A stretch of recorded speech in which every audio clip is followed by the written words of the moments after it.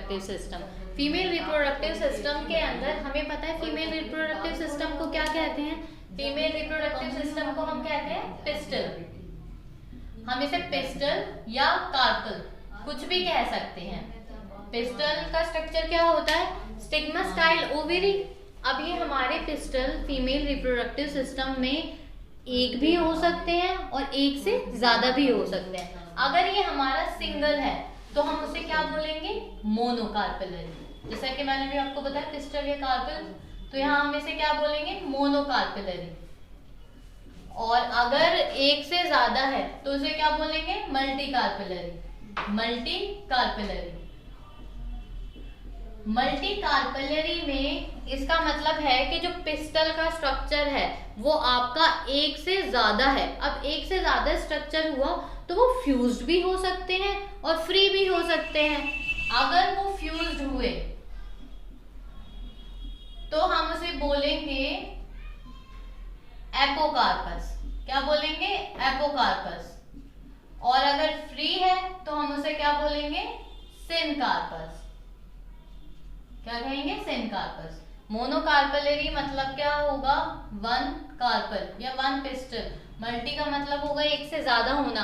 अब multi carpellary के अंदर फ्यूज्ड और फ्री दोनों आ सकते हैं, तो आपको इस वर्ड को याद रखना है। सिन का मतलब हमेशा ही क्या होता है, ये यहाँ फ्यूज्ड आएगा, ये आएगा आपका फ्यूज्ड और ये है आपका फ्री। सिन का मतलब हमेशा ही क्या होता है, फ्यूज्ड। कोई भी स्ट्रक्चर फ्यूज हो जाता है हम उसके लिए वर्ड यूज करते हैं सिन, और फ्री के लिए हम एपो वर्ड यूज करते हैं। तो अगर कार्पल फ्री है तो एपोकार्पस, और अगर कार्पल फ्यूज है तो सिन। Reproductive system, female reproductive system. जैसा कि आपको याद होगा जब मैंने आपको फ्लावर का स्ट्रक्चर कराया था वहां पर फीमेल रिप्रोडक्टिव सिस्टम का स्ट्रक्चर भी बताया था। फीमेल रिप्रोडक्टिव सिस्टम कुछ इस तरीके से हमारा दिखाई देता है। यहाँ पर हम इसकी लेबलिंग करेंगे। This is stigma, stigma, this one is style and then ovary. यहां से अटैच होता है आपका रिसेप्टिकल से। Stigma, style, ovary. अब यहाँ पर स्टिग्मा जो है वो काम क्या करता है, स्टिक करने का पोलन ग्रेन को। ये हम पढ़ेंगे पॉलिनेशन में। स्टाइल क्या होता है, जो पोलन्स को स्टिग्मा टू ओवरी लेकर जाता है। This is a cylinder like structure. अब हमारी जो स्टाइल है वो होलो भी हो सकती है और सॉलिड भी हो सकती है। It can be hollow and solid. Hollow होने का मतलब है यहाँ पर जो सेल्स की अरेंजमेंट है वो कहाँ पर होगी, इनर वॉल पर। सॉलिड का मतलब है कि अरेंजमेंट कैसी होगी, कॉम्पैक्टली अरेंज होंगे। That's why we call it solid style. और होलो का मतलब क्या होगा, यहाँ पर बीच में क्या है, स्पेस है। अगर हम ये सेल्स हटा देते हैं यहाँ से तो ये कैसा हो जाएगा, हमारा होलो हो जाएगा। स्टिग्मा स्टाइल के बाद हम बात करते हैं ओवरी की। जब मैंने आपको मेल रिप्रोडक्टिव सिस्टम में स्टार्ट में जब फ्लावर का इंट्रोडक्शन कराया था वहां पर मैंने आपको हेबिस्कस का फ्लावर दिखाया था। अगर आपने प्रैक्टिकली हेबिस्कस का फ्लावर खुद देखा हो, ट्रांसवर्स सेक्शन करके देखा हो, तो आपको वहां पर एक लास्ट में व्हाइट कलर का स्ट्रक्चर दिखाई देता है। उस व्हाइट कलर के स्ट्रक्चर को अगर आप खोलते हो तो उसके अंदर आपको क्या दिखाई देते हैं, ओव्यूल्स दिखाई देते हैं। बहुत ही आसानी से दिख जाते हैं। तो ओवेरी के अंदर क्या होते हैं, ओव्यूल, और वो कहाँ से अटैच होते हैं, यहाँ से। तो इतना समझ में आया आपको। हम बात कर रहे हैं फीमेल रिप्रोडक्टिव सिस्टम की, स्टिग्मा, स्टाइल, ओवेरी। स्टिग्मा का काम क्या है, पोलन को स्टिक करना। स्टाइल का काम क्या है, पोलन को ओवेरी तक ले जाना। और ओवेरी के अंदर क्या आते हैं, ओव्यूल्स। अब ओव्यूल्स की हम क्या करेंगे, डिटेल स्टडी करेंगे कि ओव्यूल के अंदर फिर क्या कौन कौन से स्ट्रक्चर होते हैं, कैसे वहां पर फर्टिलाइजेशन होती है। तो यहाँ पर ये वाला जो स्ट्रक्चर है ये हमारा ओव्यूल का स्ट्रक्चर है। ओव्यूल के स्ट्रक्चर में यहाँ पर आप देखेंगे ये जो हमारी वॉल है, ये जो हमारी वॉल है ये हमारी किसकी वॉल है, ओवरी की वॉल है। This one is a wall of ovary. Ovary की वॉल पर एक अटैचमेंट होती है, जिससे हमारी फर्दर बॉडी अटैच होती है। इस अटैचमेंट को हम क्या कहते हैं, जिससे ओव्यूल अटैच है, इसे हम क्या कहते हैं, placenta. Placenta provide support for ovule to attach from ovary. Placenta एक सपोर्ट प्रोवाइड करता है ओव्यूल को ओवरी से अटैच करने के लिए, ठीक है। अब यहाँ पर हमें एक सिलेंडर लाइक स्ट्रक्चर दिखाई देता है। इस स्ट्रक्चर को हम क्या बोलते हैं, फ्यूनिकल। क्या बोलते हैं, फ्यूनिकल। ये जो हमारा स्ट्रक्चर है इसे हम क्या बोलते हैं, फ्यूनिकल। अब फ्यूनिकल के बाद जहां पर फ्यूनिकल खत्म होता है और बाकी की बॉडी जो है वो स्टार्ट होती है, इस जंक्शन को हम क्या बोलेंगे, हीलम। इसे क्या बोलेंगे, हीलम। हम जब सीड के बारे में पढ़ेंगे तो मैं वहां पर आपको फ्यूनिकल, हीलम ये सारे स्ट्रक्चर दिखाऊंगी। वहां पर क्या होता है, जब ओव्यूल सीड में कन्वर्ट होता है तो इन सब चीजों के क्या होते हैं, मार्क होते हैं, ठीक है। अगर फ्यूनिकल हमारा बॉडी के अंदर चला जाता है, फ्यूनिकल कहाँ तक है, बॉडी से बाहर का जो पार्ट है वो फ्यूनिकल है। फ्यूनिकल और बॉडी के बीच के जंक्शन को हमने हीलम कह दिया। अब फ्यूनिकल अगर बॉडी के अंदर चला जाता है, जैसे कि हमने बोला कि ये भी फ्यूनिकल है, अब इस फ्यूनिकल को हम क्या बोलेंगे, रेपे। क्या बोलेंगे, रेपे। अब यहाँ पर हम देखेंगे कि आगे का जो स्ट्रक्चर है, सबसे पहले ओव्यूल में हमें लेबलिंग करनी बहुत ज्यादा जरूरी होती है। इस एंड को हम बोलेंगे चैलेजा। क्या बोलेंगे, chalaza. And that one is micropyle end. Micropyle end, हम किसी भी जगह को चैलेजा और माइक्रोपाइल नहीं कह सकते हैं। जहां से इंटेग्यूमेंट की अराइजमेंट होगी, जहां से इंटेग्यूमेंट अराइज होंगे, जैसे आप यहाँ पर ये देख रहे हैं, ये जो आपको दो स्ट्रक्चर दिखाई दे रहे हैं, दैट इज इंटेग्यूमेंट। इंटेग्यूमेंट। अब जो बाहर का है उसे क्या बोलेंगे, आउटर इंटेग्यूमेंट, और जो अंदर का है उसे क्या बोलेंगे, इनर इंटेग्यूमेंट, ठीक है। अब यहाँ पर हमने देखा कि इंटेग्यूमेंट कहाँ से अराइज हो रहे हैं, इंटेग्यूमेंट हमारे अराइज हो रहे हैं चैलेजा एंड से। तो वो एंड जहां से इंटेग्यूमेंट अराइज होते हैं उसे हम चैलेजा बोलते हैं, और उसके ऑपोजिट जो एंड है जहां से एक ओपनिंग होती है उसे हम क्या बोलते हैं, माइक्रोपाइल एंड, ठीक है। यहाँ तक आपको समझ में आ गया। अब इसके अंदर कुछ सेल के स्ट्रक्चर क्या होते हैं, फिल्ड होते हैं, उसे हम क्या कहते हैं, न्यूसेलस। क्या कहते हैं, न्यूसेलस। देखो स्टार्ट हुआ हमारा female reproductive system. Female reproductive system के अंदर हम ओव्यूल पढ़ रहे हैं। ये हमारी ओवरी की वॉल है, एक सिस्टम जो सपोर्ट प्रोवाइड करता है उसे हम प्लेसेंटा कहते हैं। जहां से एक सिलेंडर लाइक स्ट्रक्चर जाता है उसे हम फ्यूनिकल कहते हैं। अगर फ्यूनिकल बॉडी के अंदर चला जाता है तो उसे रेपे कहते हैं। और यहाँ पर फ्यूनिकल और बॉडी के बीच का जो जंक्शन होता है उसे हम हीलम कहते हैं, ठीक है। दो एंडिंग होती है, चैलेजा एंड माइक्रोपाइल एंड। जहां से ओपनिंग होती है उसे माइक्रोपाइल कहते हैं, और जो उसकी ऑपोजिट होता है उसे चैलेजा कहते हैं। आप कैसे भी ले सकते हो, अगर आप इंटेग्यूमेंट से देखोगे, चैलेजा लेबल करोगे तो उसके ऑपोजिट में हमेशा माइक्रोपाइल आएगा, ठीक है। बाहर जो दो कवरिंग है उसे इंटेग्यूमेंट कहते हैं, बाहर वाली आउटर, अंदर वाली इनर। तो आउटर इंटेग्यूमेंट, इनर इंटेग्यूमेंट। अंदर जो सेल फिल्ड होंगे उसे हम न्यूसेलस कहेंगे।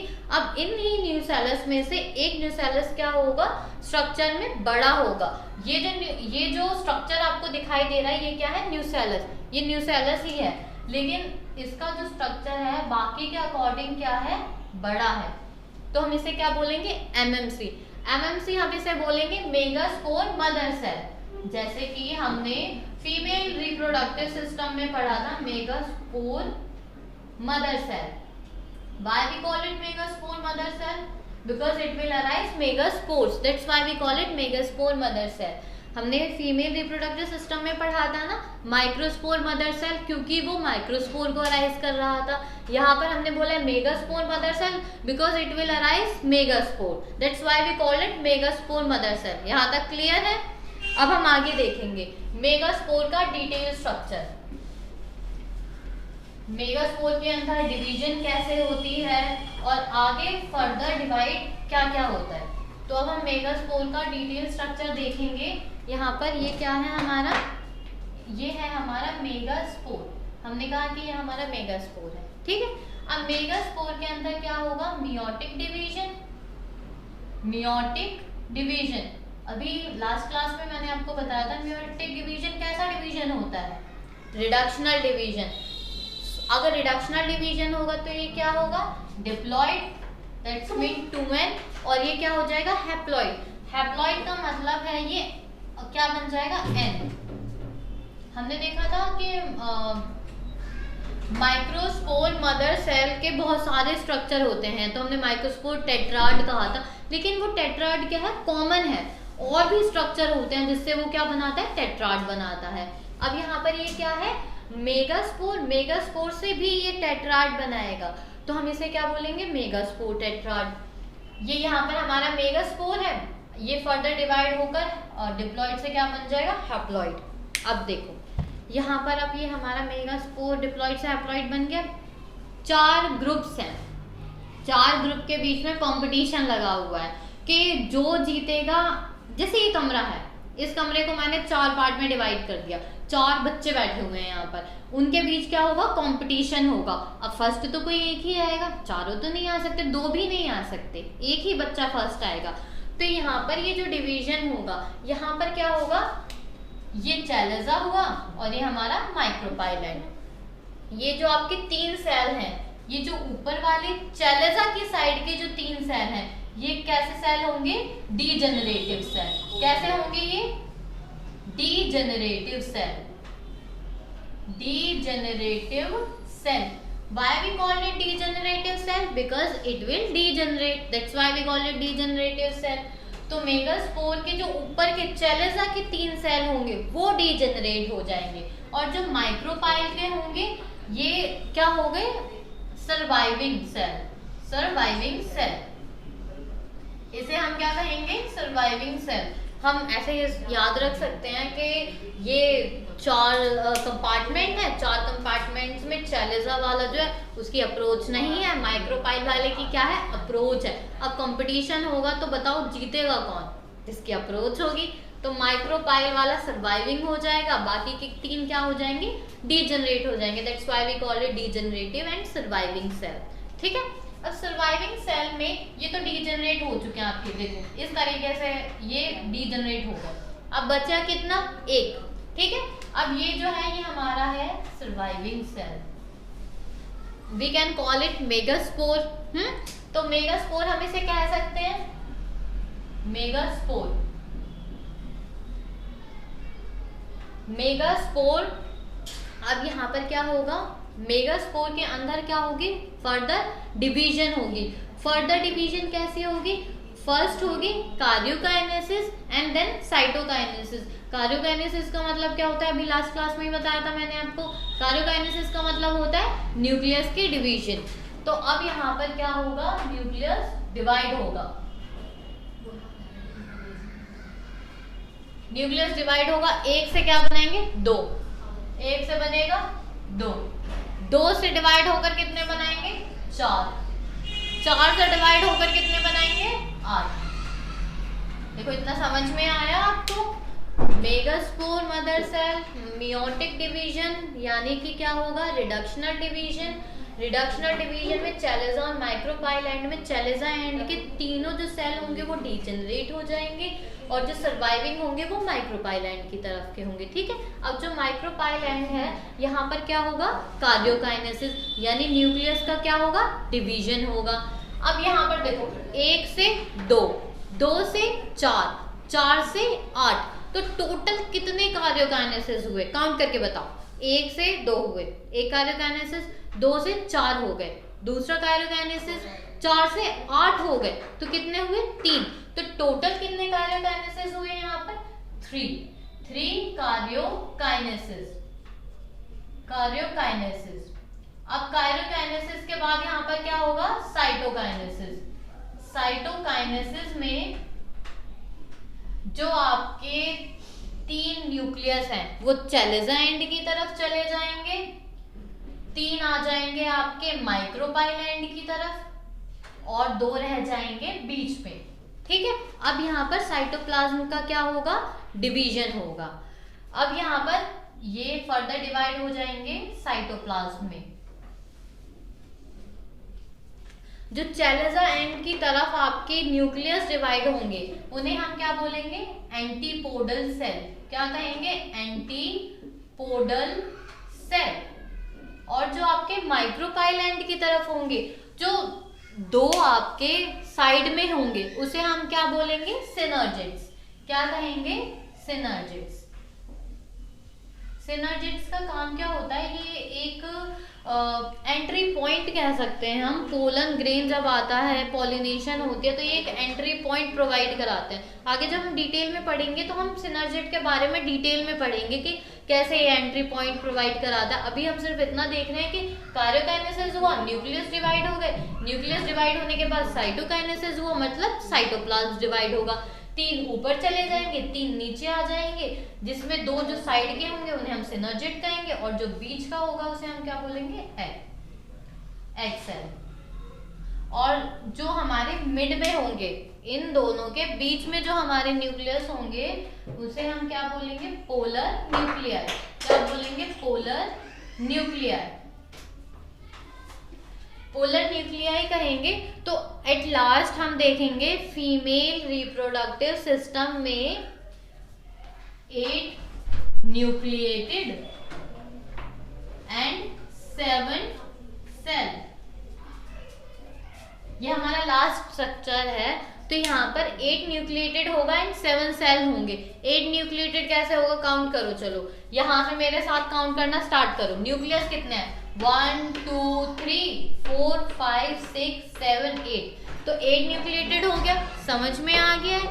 7 सेल कैसे होंगे, ये एक सेल बना लेगा क्योंकि इनके साइटोप्लाज्म अलग अलग हैं। ये 3 अलग सेल बना लेंगे, 1 2 3 4 5 6, ये तो 6 ही हुए। 7 सेल कहाँ पर है, आप बताओ यहाँ पर 7 सेल कहाँ पर है। जो हमारी ये लार्जर यूनिट है इसे भी तो हम सेल की तरह ही काउंट करेंगे।